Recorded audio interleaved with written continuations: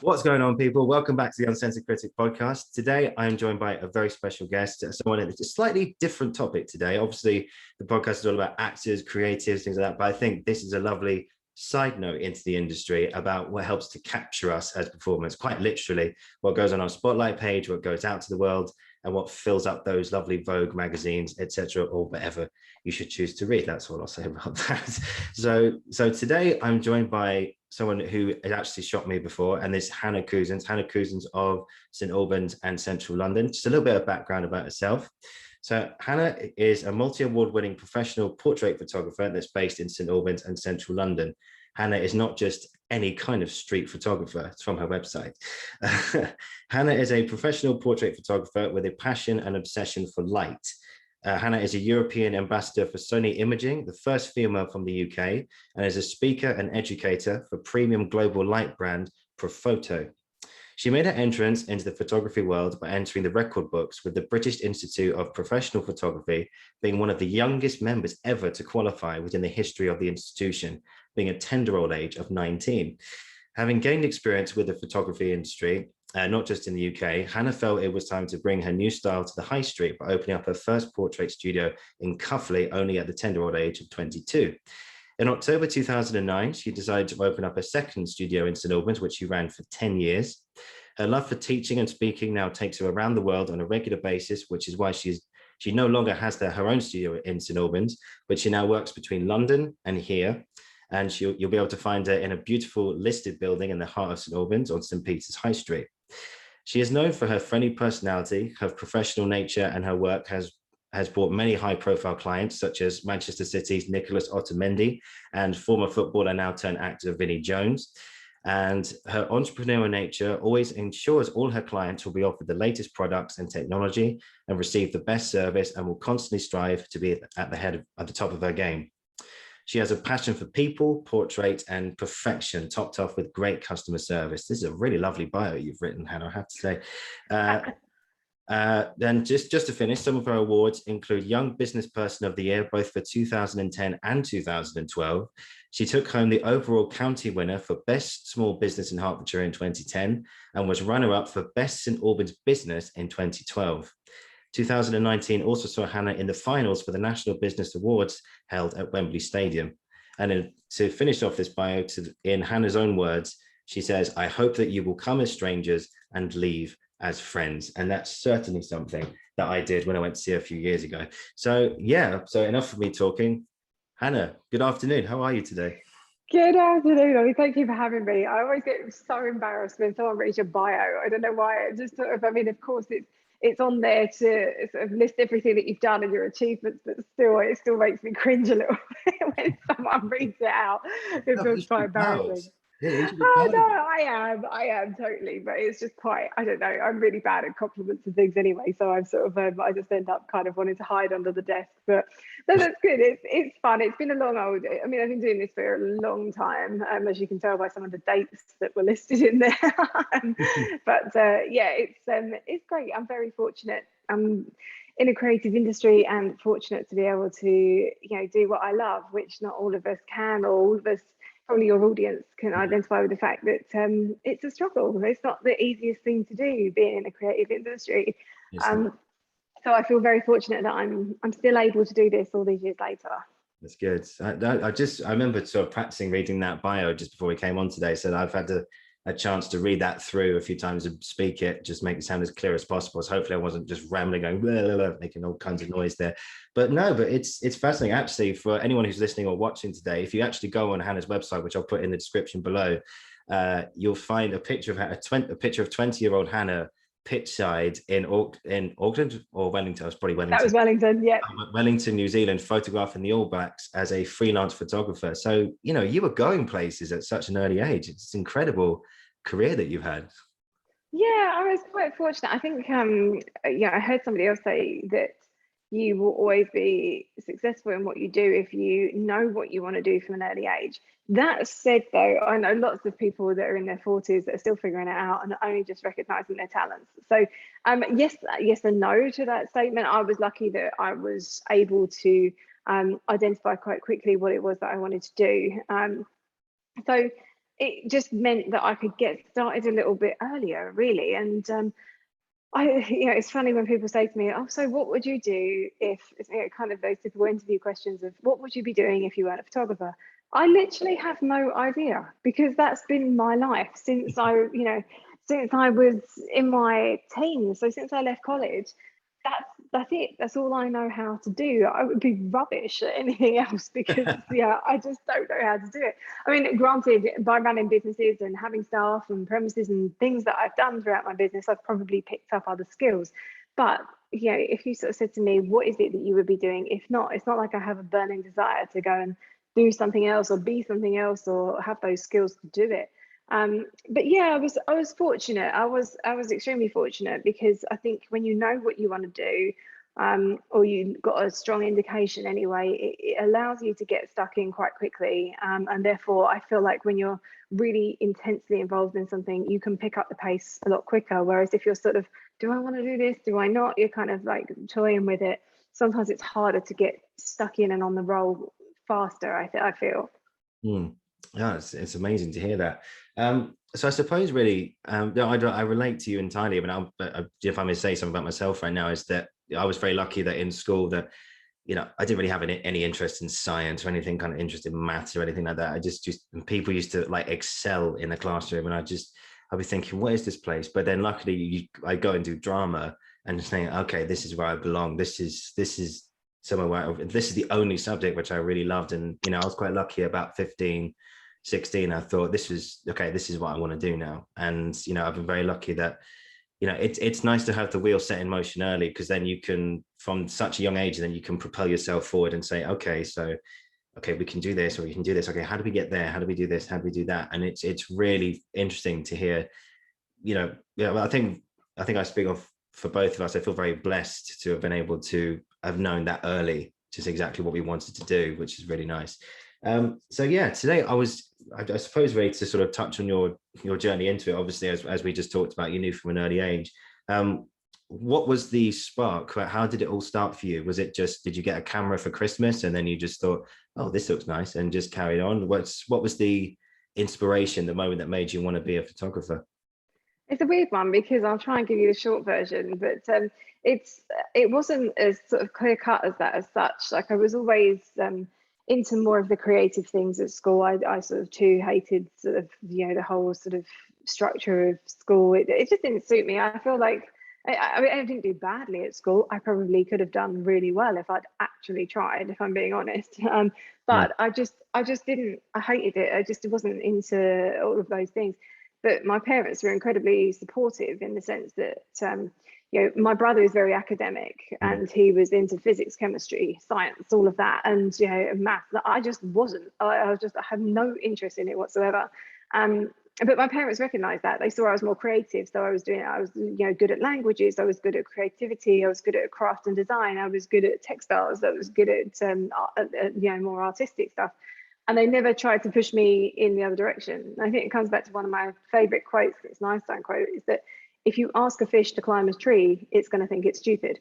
And it's so true. I think if you couldn't sort of figure out what it is, so I had no pressure. I feel very, very lucky to not have had the pressure for my parents to try and push me down a particular path. They saw what it was that I was into, and perhaps where I was strongest. It was a real weird one. I was really into art at school, but I really that said, I can't really paint or draw, which is kind of crucial for art in some respects. But my thing that I really loved, and that I seemed to have something with, was sculpture and creating, and literally with my hands. But yet it never really looked like I was going to have there wasn't any promising career prospects of getting into sculpture. That just seems like really difficult. So what happened is, a friend of mine who was a bit older, we used to ride horses, and we'd sort of spend the weekends together up at the farm and whatnot. And her dad had an old SLR camera, and she put a roll of film in it one day, and we were messing about with it. And she sort of taught me the basic bits of what her dad had taught her. And we were just taking pictures of anything we could find. But then when she developed the film and she brought the photos back, I realised that by the use of aperture and dropping things out of focus and things like that. I was like, wow, this is a way that I can create what's in my mind without having to do it with paint or pen or charcoal. But it's not sculpture either. I could make that 3D effect, but it was really interesting, sort of how much I was like, wow, I really like this. Can we do it again? And then so we did do it again, and then I shot different things, because this is a long time ago before digital. It was it was a long time ago. It was back in like 97, 98. And so, oh god, that's probably when you were born or something. Embarrassing now. It was 95 actually, but oh, okay, great, brilliant. Okay, sorry. Don't apologize, enjoy your youth. But it's funny, like, this is the thing, is that, you know, it has advanced very quickly, but I was kind of learning on this old metal bodied SLR thing, and then I just really sort of took to it. So I was exploring it more and more, and then it came to the point of kind of choosing what you wanted to do to progress after school. And I sort of didn't see, I was like, why am I going to do A levels? Like, well, I hate being here, I want to leave. So I went to college, and before I'd applied, I'd sort of built this portfolio up of images, and I got accepted into college to do photography for 2 years before, like, just based on my portfolio that I'd been building. Wow. So that gave me my next step to leave that kind of structured education in that sense and go into college. And so I did that for a couple of years, and then I came out of it and realized that it's very difficult to get a job in photography. And being on the other side of that now, I realized why. It's very personal. So I tried having, I did have businesses where I had 2 premises, 6 staff, sort of 3 in each. And, it was very difficult, because what I found started to happen is that people would want to book in with me. So because they had met me in a networking situation or whatever it was, and they then didn't want to be handed to my members of staff, because it was like, if I'd met them, I'd built a connection with them. Yeah, if I then said, oh, so-and-so is going to be doing your shoot today, they were like, oh, I thought it would be you because I met you, and it's your name. And so that kind of caused me a little bit of an issue, because I realized I was just trying to expand this business and grow it, sort of backfired, because it was so personal. And it's not to say that I was a better photographer than my staff, it's not that at all. It's that personal connection that when we have our picture taken, we kind of feel like we want to trust the person, we want the connection with them, we want to trust them that this is the person that's going to bring the best out in us. And that could be anything, it's not just photography. That if someone makes you feel comfortable, you think, I'm going to get a better result here because they make me feel like I'm going to be able to do my best. So I did all that. I moved to New Zealand, like you said, and did that in my early 20s and shot sort of a mixture of everything. It was a real baptism of fire, but a great experience. But yeah, then I realized that it was people that I wanted to photograph the most. That was the thing that really sort of, was where my passion was.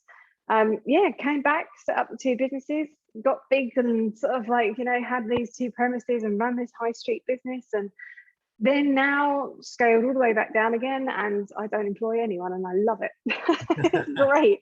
I work alone. Anybody now? Yeah, exactly. It's kind of but I needed to go through that to sort of think. I thought, right, okay, we'll set up a business. We'll open one here. We'll open one there. We'll do this. And I'm like, I got this all wrong. It's completely personal, and it comes down to the individual. I'm just going to work by myself, and it kind of just evolved itself that way.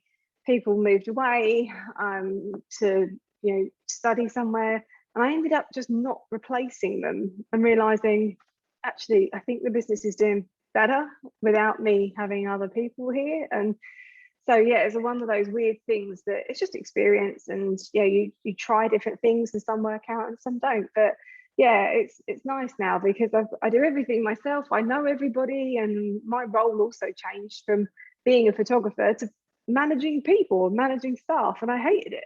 So I was like, why am I doing this? I just want to take pictures and know my clients again. So I just went literally from growing a business all the way back down again, and never really been happier about it. So it's good.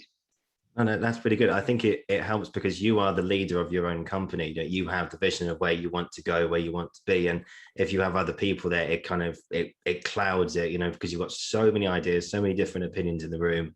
And ultimately, at the end of the day, you know what's best for you. And of course, your thing is to photograph your clients or photograph, another thing, and actually putting your own unique stamp on it as well.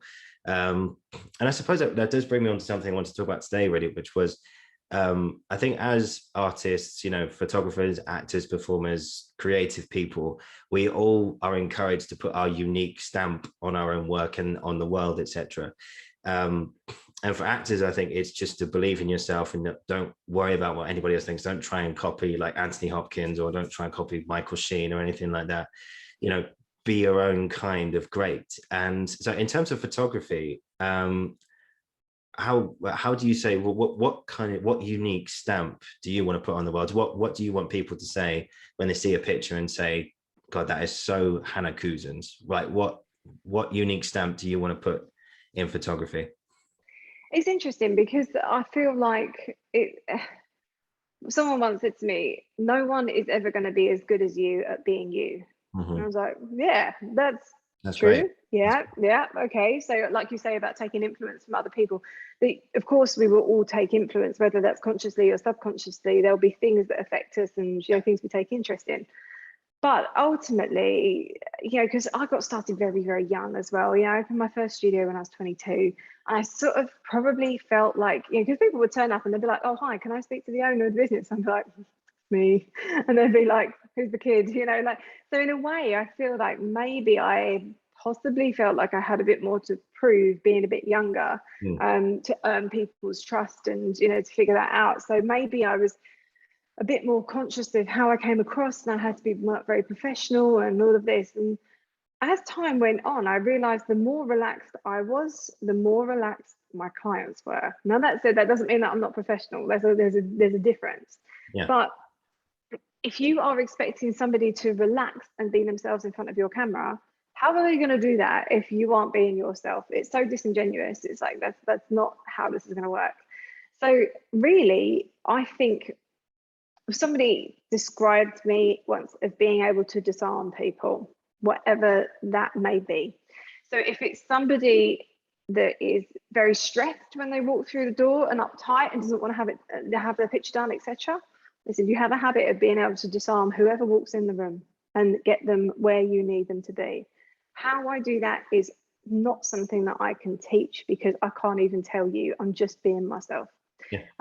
But what I like about it is that it must be something I have, I guess, because other people tell me that the way that it seems to work for me is that I can see that I get the result that I want.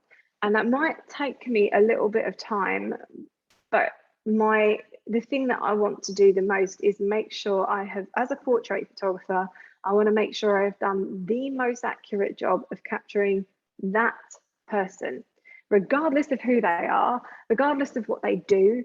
Have I done my job as a portrait photographer to take an accurate representation and portrait of that person?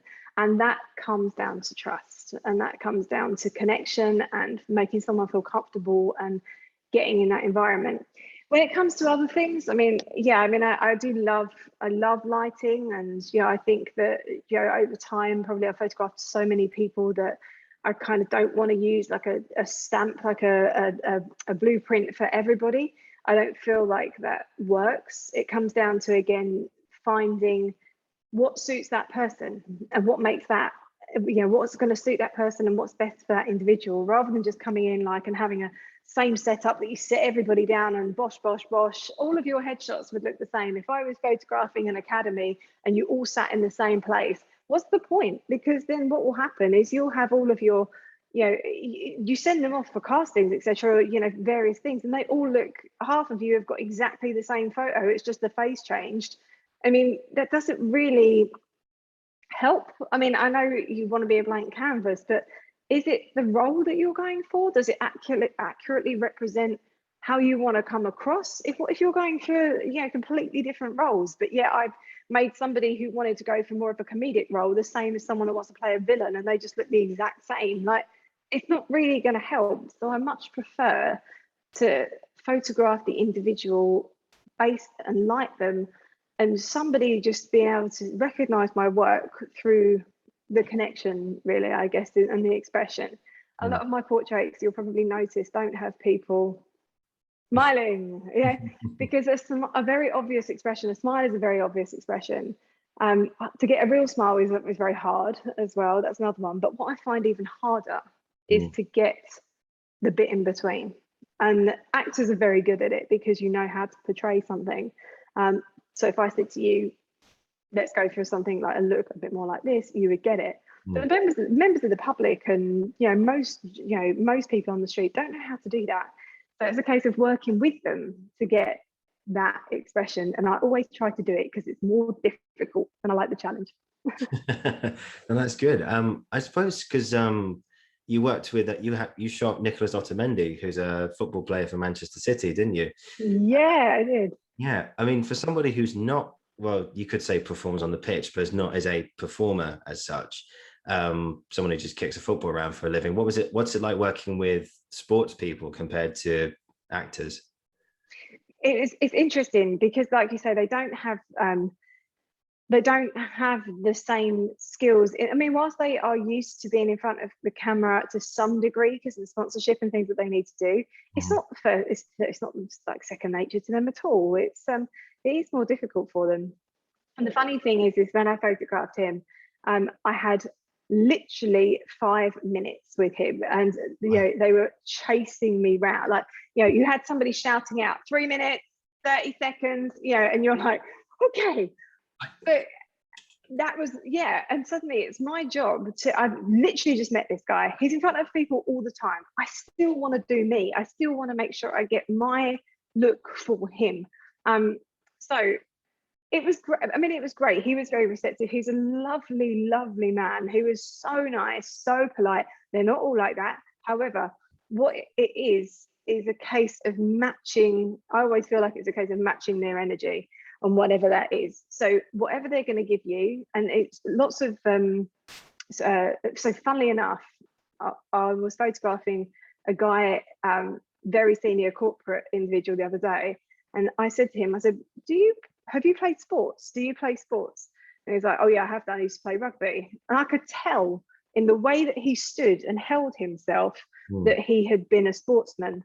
You can just recognize the body language and how they stand and what they do. Now, sports people, competitive, want to get the job done, want to know what they have to do. So your language and your direction probably has to change to be very like, okay, like this, like that. Okay, you're perfect, head round to me. This is what we're going for. Give them what you're going for.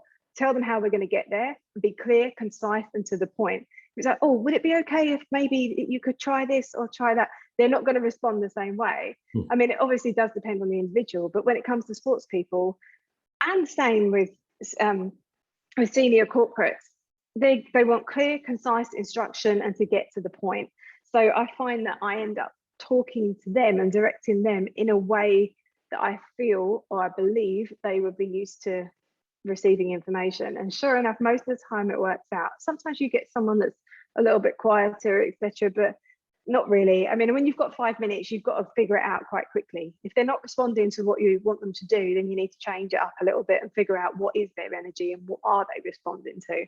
Yeah, that's kind of my trick, is to try to read people very fast. I remember a story you told me about, because again, if you go on your website, the main image that greets you is that of the great Vinnie Jones, who you had the pleasure of shooting as well.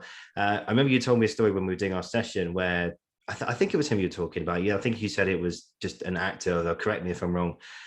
You said you were in a session with an actor, and halfway through the session he said, Hannah, do you mind if I shout throughout the next few minutes so you can proper capture anger on my face? Yeah, that was somebody else, but yeah, that was Tiger Drew Honey. But yeah, he was great in that sense. He said the same thing. He said, I want to get across a particular feeling, and I was like, go nuts, go for it. I was like, yeah, if you feel comfortable that you can do that, like, great. I was like, that's only going to make our shots better. And the fact that he wanted to do that for his own, how he wanted to come across, I'm like, it's teamwork. It's him and me. It's both of us. So yeah, it was great. It was that was really cool. He did go for that, and then we had all sorts of different pictures for him. But he was used to being seen as this teenager on the BBC and in all of these kind of like that particular role, and obviously wanted to make it more aggressive and go for, you know, have some different kind of shots and more expressive. And you know, so I'm like, yeah, go for it, of course, that's my job, is to capture what you want. So yeah, let's do it, let's go for it. It's great fun, really good. Yeah, I mean, was Vinnie Jones the same, or was he a bit more kind of reserved? No, he's a guy that gets the job done. Again, he's very much alpha male, which works because I'm alpha female. So again, it's very much straight in, telling what, you know, is needed to be done. He knows his job. He knows what he needs to do. But if there's anything, you know, the way that I had set up, I just sort of had to explain to him, right, for these particular shots, we can go both sides, but we need your head straight on. Otherwise, we're going to get strange shadows. Once he's got that information, he just bashed it out, no problem at all. And we had a very specific job to do. We had a lot of, we were shooting for 2 different brands on the same day. But right at the end, he was super nice because I kept finding myself, he's got such an interesting face. As a portrait photographer, I kept finding myself wanting to shoot close up. And what they had asked for is full-length shots, so we were doing those. And I said to the director that was there, I said to them, I was like, these are full length, right? Just to check, to remind myself. And he was like, yeah, full length. I was like, okay, fine. I said, sorry, every part of me wants to go in closer. Yeah. And we were getting towards the end, and he was kind of like, he said to his business partner, he's like, have we got it yet? Have we got what we need? Because all the images were coming up. I was tethered and all the images were coming up. And I was thinking, oh, bloody hell, he's getting annoyed with this. And they were like, yeah, we've got it. And I was thinking, okay, good, right. They're happy with what they've got, so he can go. And he turned around, he's finished. He went, right, okay, Hannah, this is your time. Shoot what you want. I was like, you serious? Wow. I was like, really? And he was like, yeah. He said, you just said that you want to shoot more close up. He said, this is your time. Do what you want. I was like, how generous is that? Like, yeah, this guy probably, I was thinking he was like really getting annoyed and wanted the session to finish and wanted to get out and everything else. Yeah. No, he just wanted to know whether we needed to keep doing any more for that or whether I could do what I wanted. And it was lovely because the image that you see on my site, and that is one that I took after. I wasn't shooting for the brand, that was me shooting for myself. But it ended up that the brand used that image anyway. So that was really nice. It was lovely how it worked out. But I was amazed at his generosity. It was very, very nice. Everyone has different experiences, but I have only ever found him to be completely lovely and charming and fun and respectful and somebody that you can have a laugh with, which, you know, again, I don't know how much of that comes down to how I worked with him or how he is as an individual. You know, you never know, but I photographed him a couple of times, and both times he's been great. So I've been very lucky and very fortunate. Amazing. I mean, it's so weird to hear about Vinnie Jones because you see him in the press and he comes across as this kind of really kind of, because he was a footballer as well, and as you were talking about earlier, he was used to the rules and everything, and he was, you know, like, tell me to do this and I'll do it, you know, very, very specific guy. And it's just so weird to sort of see him just be really chilled about it, and then just go, okay, this is all right. Han, do you want an extra 5 minutes, an extra 10 minutes? And like, yes, please. Yeah, all right, I'm here. And it's just blew my mind. And he was great. Like, he was helping me change background roles. He was holding his own reflectors. Like, people said to me afterwards, they were like, you made him hold his own reflector. I'm like, yeah, why not? He's got 6'4", he can hold it. You know, like he would say no, like if he didn't want to do it. But we'd spent that much time together that I felt like it was okay for me to ask him to do that. He would have said no if not, or, you know. But one thing I don't do is that I don't change who I am and how I speak to people depending on who they are. I'm the same whether it's somebody rich and famous or whether it's someone that I've never seen before that lives next door. I'm the same because I don't believe in treating people any differently. And I think that works well when you do photograph, you know, people that are very well known, because I think probably they are used to have people sucking up to them or having people kind of treat them differently. I think ultimately everybody, regardless of who they are, what they've done, what they haven't done, wants to be treated as an individual with respect and just get the job done. So I don't think that I think that may help, because none of that, it's not in my approach to sort of be kind of like, oh, oh, this is really, I wasn't overwhelmed. I just don't get overwhelmed by things, I guess. I just see people as individuals and respect them as much as each other. Yeah, that's it. I remember, this is a quick story. I mean, I met Kit Harington after a show once, and he was signing autographs and stuff down the line by the stage door, and everyone kept, it was mostly tourists, kept coming up to him like with Game of Thrones memorabilia, and just they were just like, sign this, and not really like, hey Kit, how you doing, great show, etc. They were just like, can you sign this, can you sign this, can you sign this? And he was getting down to me, and I could see in his eyes, he was just like, okay, right, more people to go. So he said, can I sign your ticket, mate? And he signed my thing, and I just said to him, Kit, you did a wonderful job in there, you should be really proud of yourself. And he just stopped, and he looked at me, and he just went, just seriously, mate, thank you very much for that. That means so much to me. And I said, Nice. and I was like, oh, mate, I'm just being honest. And Jon Snow, it was an incredible achievement. You should be really proud of yourself. And he went, yeah, I miss him. I miss him. I bet. I think we all do, really. But no, but yeah, I mean, that's the thing. I think sometimes it is kind of like, that's right. I mean, he's just a person doing a job, and whilst he's very good at it, because he wouldn't be where he was without it, it's still to have somebody to have a conversation with you and see you as a human being, rather than just somebody, a robot, to sign this, sign this, sign this, sign this. I think probably, you probably took him off guard as well. He probably wasn't expecting that at all. So that's nice. That's really nice. No, it's good, because you talk to people who have made it in the industry, and who've had their struggles, and who've had people just say to them, oh, you're never going to make it. I mean, what's the point of even trying? But they've just had the point of saying to themselves, no, this is what I want to do, and let's just keep going with this. And ultimately, at the end of the day, yes, they do have status. Yes, it is Kit Harington. Yes, it is Taylor Swift. Yes, it is Ian McKellen and stuff like that. But I was lucky enough to actually meet Ian McKellen a couple of years ago, and you see him in the press, and you think he's this kind of, as you said, like a robot to sign autographs and take pictures. And there's a lot of people who would follow him as well. Like he probably gets called Gandalf in the street probably about 10 times a day or something like that. Right.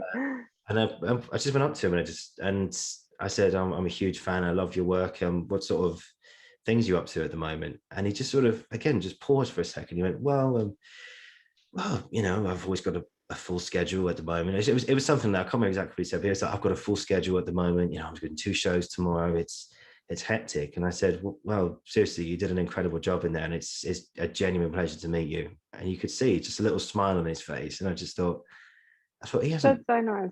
I thought he hasn't probably had that said to him before. He's probably had a lot of people I mean, there were other people in the room who were scared of saying stuff to him as well. They were just standing there, just like, oh my God, it's Ian McKellen. Oh my God, it's Ian McKellen.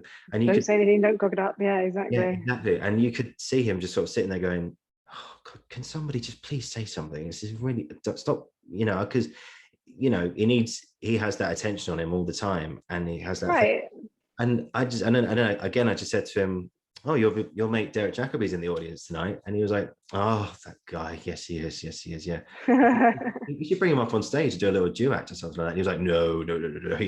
He's audience tonight. He doesn't, this is my show. Sort of thing. That's great. But then, you remember that conversation. Maybe he did too. That's the thing. It's nice to just treat people as, because they ultimately, regardless of whatever status they are, or fame, or whatever it is, they are just people at the end of the day. So they just want to have a conversation, like a normal person having a normal conversation. That's it. They're not, they might be rendered gods in the press, but they're just like you and I. They're just people. Of course they are. Exactly.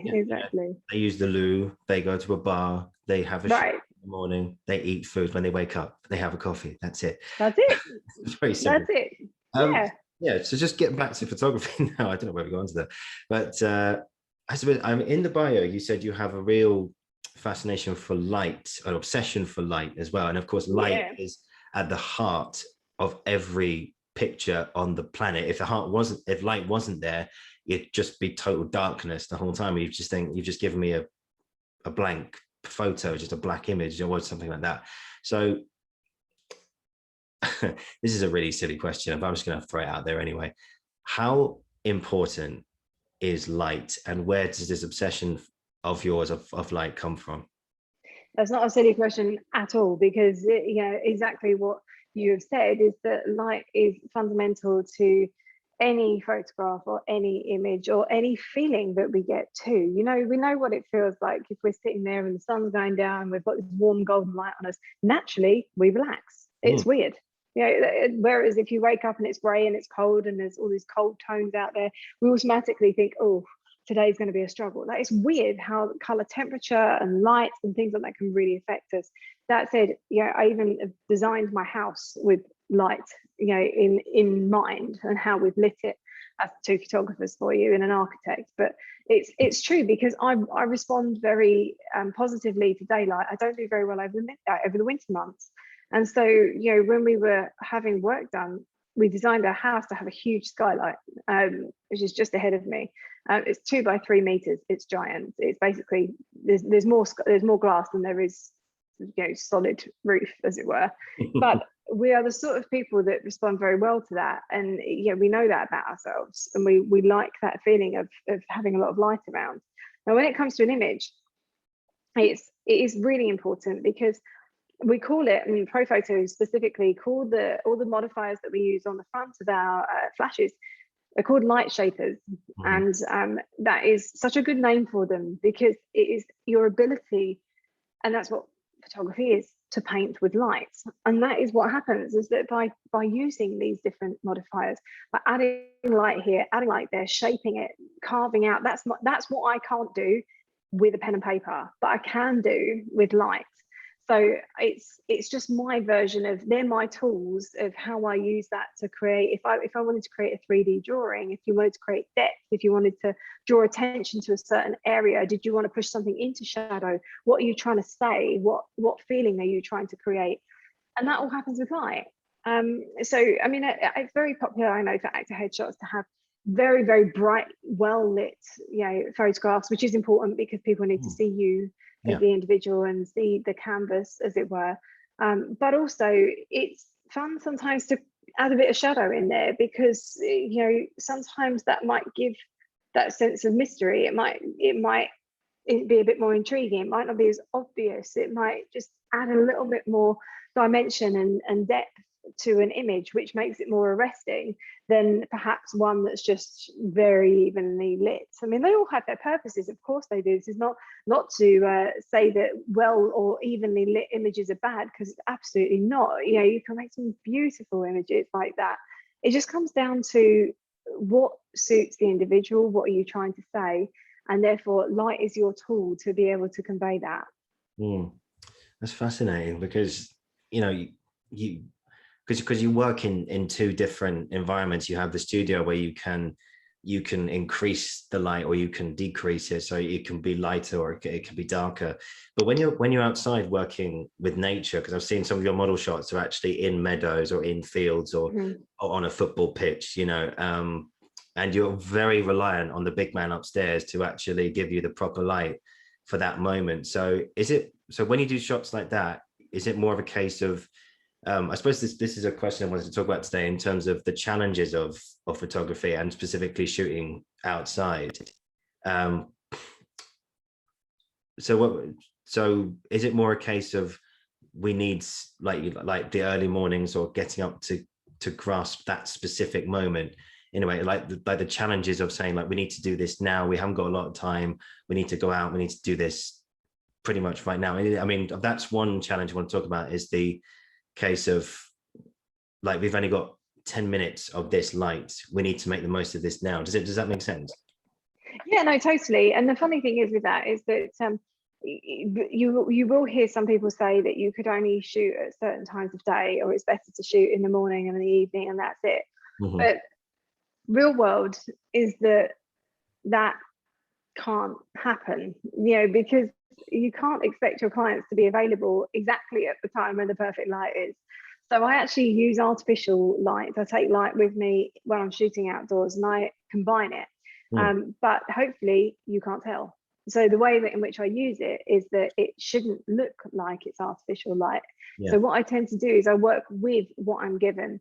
Now, of course, if I was to go outside in the midday sun on a very sunny day and turn you in one direction, the light patterns on your face, the cast that you're going to get overhead, the hard shadows because the light's so far away, or the sun's so far away, all of these things make for not very necessarily flattering images. To turn you the other way so that your back is towards the sun, and then to add a little bit of fill light into your face works perfectly.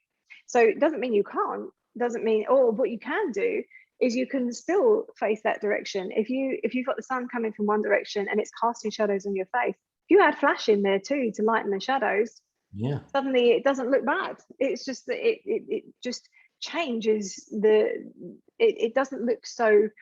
You add in the fill in, you still keep working with the main light, which is the sun, but you're working with it and you're trying to make the better result and to get to a result where it works for everybody. So really, yes, whilst golden hour and things like that, yeah, I mean, if you shoot at sunset, it changes every few seconds. Like, it honestly is one of the most difficult things to shoot because it is time sensitive, like you wouldn't believe. Your exposure is changing sort of every 30 seconds or every 5 seconds in some cases, depending on whether there's clouds out or not. You've got to work fast, you've got to be on the ball, you've got to, you know, both you and your client have to understand that there isn't time necessarily to stop and have a chat. And sometimes I'll say to them, look, the next 10 minutes is going to be stressful, but so I might be quite direct in my direction, you know, and what I say to you, like, turn this way, move your head down, do this, do that.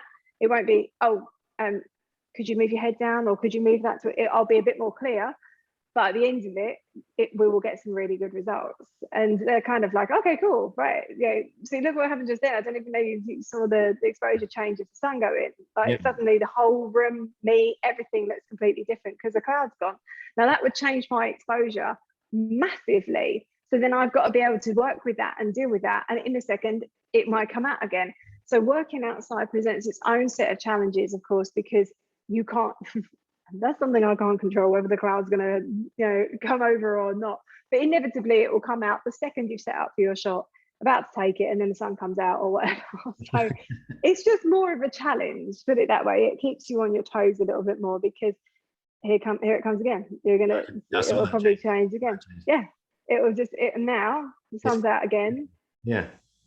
I mean, obviously the camera's trying to expose differently based on what's happening, but the light under my eyes now will be completely different because it's bouncing off of this white surface back into my face. Whereas when it went in, you'd see more shadows under my eyes, you would see more shadows under my chin, the texture of my skin will come out a bit more. It's weird. It's weird. Lots of things happen. So it's just a case of keeping an eye on it all the time and working with it to create, either working with artificial light or using the natural light in such a way that you get the result that you want. Yeah, I think this is this section here, for anyone who's watching on YouTube right now, this is a lovely section to actually see the light change, because if you watched really closely, you could see the change there when what you were just talking about. So that's lovely. So if you're listening to this on Apple or Spotify, whatever, if you follow the link to my YouTube page and see this section or however long we're into the show, it was such a lovely moment, actually. It was like your work was happening for you just behind your back. And it was like photography had like this new kind of spiritual connection to some people as well. It's almost like something above us is just going, okay, so this is how it works. Look, boom. Yeah, also how I like to think of it is that it's also means that you're not in control, and I quite like that. I quite like that in life. It's you know, you try to work with what you can, but ultimately you have to deal with what you're given. Exactly. Yeah. I remember I saw a play called Seawall, which had Andrew Scott in it at the Old Vic, and it was a wonderful play. If you get the chance to see it, honestly, just go. It's just phenomenal. There's a really lovely moment where the character describes actually photography, and I sat in the theater and immediately I thought of our session, and he said something about when you take, I think I want to get this right, the character says, when you take because the character is actually a photographer himself, he says when you take a portrait photo, you take it from below the subject. It doesn't render them more godlike, it renders them more human in a way, and that's the line. And then ultimately am I right in thinking that if that is the case, if you have used a portrait photo, just take it from slightly below to capture more of their human essence, is that part of a session in some way? It's like, are you trying to capture the human, or more specifically the soul of the person when you do those sort of sessions? Well, what's interesting about that is that your eye line and where you shoot from does make a huge difference, because it can either create a feeling of dominance or subservience. If you shoot down on somebody and they're looking up at you, kind of like, a bit, that would suggest with, subconsciously some kind of subservient attitude. If you were to shoot up at somebody, that gives off a feeling of dominance. So because they're looking down at you. Now, the funny thing is with that, about what was said in the play, is that comes down to everybody's different interpretation of life. Now, if you're short like me, most people end up looking down at you. I know that feeling. I know the feeling. There you go. Because I'm 5'4". Most people are taller than me. Oh, so therefore, anyone's tall compared to me, Hannah, honestly. this is it. So this is the thing. So you are used to people looking more down at you. If you're a tall person, you're used to the opposite. So I don't firmly believe. I mean, I was told some kind of rubbish when I was started. This is back in when I was doing my work experience, and this dinosaur photographer said to me, he was like, "Oh, when you photograph women, you have to photograph them from above, so that they look a little subservient. So when you photograph men, you should shoot up at them because they're dominant." Well, you can imagine how that went down with me. I was like, bullshit. But, it was just, I was like, well, it doesn't really matter what gender they are. I mean, it matters on what you're trying to say about the person. It doesn't come down to gender. That's just ridiculous. But I was like, okay, all right, mate, good. Oh my God. Yeah, which is quite funny. But I think in his backwards messaging, and his maybe archaic ways, I think the point he was trying to make is that you can make somebody look very dominant. Now, next time, if you watch any kind of sports and you see anything like that, any business shows on TV, any sports things, I mean, Euros are on right now. If you can watch football, watch the pictures come up on the screen. They will be taken below the eye line, because the whole idea, and they will probably be in aggressive poses and looking down at you. Exactly. Because that's the thing, that's the way that they are trying to portray the athletes, is that they are dominant and that they're going to win. So that kind of shooting up at somebody does display an air of dominance. So I just want to make sure, I don't have a rule. I just want to make sure that the messaging is correct. If I'm trying to make somebody look dominant, of course I'm going to shoot up at them. If I am trying to get them to open their eyes more, maybe they've got smaller eyes and they need it to, I'm not going to make them look subservient. So that isn't, you wouldn't do it to that extreme. But the eye line of where you shoot from is debatable. Because some people say you should always shoot slightly underneath, slightly above. Yeah, everyone's got different opinions on that. Yeah. I just think you should do what suits the person, and also whatever you're trying to convey. So whatever message it is that you're trying to convey. So there's probably something in what he was saying or trying to say, because it does make a big difference. The playwright was Simon Stevens, so I don't know if he's ever dabbled with photography, but it sounds like maybe that was just a nice little throw in of character development or something like that, to say, oh, Alex is the character's Alex. Alex is a photographer. He knows his technical terms. Take it from below the subject. It's like, right, yeah. Now it's like he doesn't really know anything about photography. He's trying to make something look really domineering and really kind of imposing in the room, stuff like that. Well, maybe that was his thing at the time, but it's a character. But I don't think Simon Stevens was. I don't think he's top of the photography tree in terms of, so I wanted to ask a question today about because I hear this battered around a lot when, like, more with films, but I suppose with photography as well. And when they talk about frames per second, like they say, like 24, 48 frames per second in a way, is that something that was, what is that all about when you talk about frames per second? So this is all to do with video. So this is all to do with when you're shooting film and shooting video, etc. Something that really isn't my department. That's all down to my partner who sort of deals with that. But basically, what it's to do with, in a nutshell, is how quickly or not images are being captured.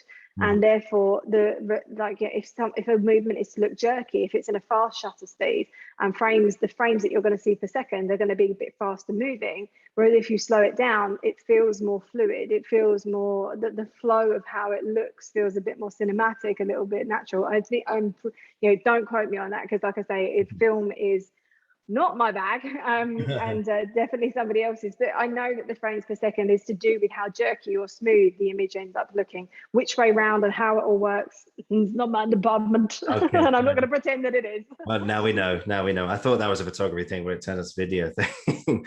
Well, if you're at frames per second, is basically your shutter speed is, of course, how quickly the image is captured and whether there's blur in it or not. But but that usually comes down to film. That's cool. Before today, I looked into sort of like the various quotes about photography and stuff like that, like inspirational stuff, because you hear about like film is like capturing the soul, or the theater essence of a human being, stuff like that, really kind of stuff like that. But I found something from Henry Cartier-Bresson. I don't know if that rings a bell to you at all, but he said your first 10,000 pictures are your worst. Yeah, as a few of us that I know some people. I know a camera store that have that printed huge on their wall in their store, and it's true. It is true, and I always start a session by feeling like the first. It would have been what we used to do when it was film. Is we would have not loaded film into the camera, but not told the client for the first 20 shots at least. Because it takes a while to get warmed up to, kind of like get into it and get your client to relax and all of that. So, yeah, I mean, initially you might get lucky. It might get lucky that some of the first ones you take turn out to be great. But sometimes my favorite exercise is to compare my first shot that I took with the last shot that I took. And suddenly you've got a completely different person. And so naturally things are going to warm up. We all take a little bit of time to warm up. And yeah, a quote like that is so true. It's like always the way. You always look back and you think, yeah, but that's a creative person anyway. You look back on work that you've done in the past and you think, nah. But that's a sign of progression, and that's kind of how it is. But yeah, it's a good quote. I like that one. Yeah, that's a good one. Yeah, I did find some. I found a few actually. Photographic. Yeah, I suppose we touched on this already. I think Ted Grant said, when you photograph people in color, you photograph their clothes, but when you photograph people in black and white, you photograph their souls. Yeah, heard that one as well. That's interesting because a lot of my work is color. But when I get what they're saying. I do get what they're saying. But when I look at my work, there isn't any color in it. So I always shoot on very neutral backgrounds with very neutral clothing, because I want it to be about the person. But yet at the same time, there are features about somebody, their eye color, their skin tone, things like that. There's things that does make up the person's soul and who they are, and kind of how things come across, and it's a real portrait of them. My colors are different, and I'm very obsessive with color. But yeah, I mean, it depends on the image. To me, it comes down to the image. Some images do seem to suit black and white more than others. I get the quote, I get what's being said, but for me, as the years have gone on, I do black and white conversions, and I look at them and I just think, I still prefer the color. It's weird, but I think that's because I treat my color to be slightly desaturated. I treat it in such a way that it doesn't look like we're used to seeing photos on our phones or whatever, or day to day in real life. I treat it in such a way to give it a different feel in the first place, but I still want an element of color there, because again, for me, that makes up who the person is. But yeah, there's a lot to be said for black and white photography too. It is very timeless, and it's great. It has its own look and its own feel for sure. Definitely. I suppose just two more things to ask you today before we sort of round up here today. This has been a lot of fun, and I'm very aware that you've got some time constraints. You've got a sofa being delivered today and stuff like that. No worries. To look after, and of course, and I don't know if you've mentioned this already on the show, but Hannah is expecting. She's going to have her first child this year, so she's going to be a mum. Yeah, that's going to be a shock. Yeah. Poor child. Yeah, did you know the gender? Is it a boy or a girl? It's a boy. It's a boy. Hey. God help me. No, it'd be great. It'd be good fun. Have you decided on a name yet? No, this is a disaster. I mean, yeah, we were going to go down, my partner's Norwegian, and we were going to go down the Norwegian route, but based on the fact that we're living in England and no one can even pronounce his name, we'll forget that one, I'd say. But no, we're running out of time a little bit now as well, because we're on the countdown rather than the count up, and we still haven't decided on a name. So jobs to do. We'll figure it out. Yeah, well, what's your partner's name? Sorry. His name's Knut, but it's spelled Knut. And like lots of people look at that and they're like, Coot, Nut, Kurt, like that. People can never ever get his name right. So it's really funny. So it's just a bit of a joke to us. But it's good fun. It's good fun. We'll figure something out, I'm sure. I'm sure you'll be great parents. I'm sure it's going to be a real it'll be a new challenge for you guys, but a good one. Yeah. A great challenge. Yeah, exactly. That's what we thought. We're like, well, we'll figure it out. Fantastic. All right, so yeah, just two more things while we're here. Just one more quote and one final question, if I may. This is from someone called Diane Arbus. I don't know does that ring a bell? That doesn't actually, no, but I'm more of a faces person. I sound like I know these people. I literally just Googled inspirational photography. Yeah. This is what came up. So she says, a photograph is a secret about a secret. The more it tells you, the less you know. Oh, that's deep. Yeah. Anything on that? Yeah, I mean, that's kind of deep. I mean, I guess her kind of messaging there is that it's very interesting with photography of how we can portray somebody, and I'm all about the authenticity and making that be correct for that person. However, you have other aspects of photography where you can create a totally different feeling from something, or you can make something feel, because there are no words, of course you're just looking at an image. It's up for your own interpretation as to what's going on there. And the point is that when you were there and it was happening, none of us will ever really know. None of us will know what was happening in that moment and with that person and what was going on, etc. So I think that's probably what she's getting to, is that you think you know what's going on, but maybe you don't.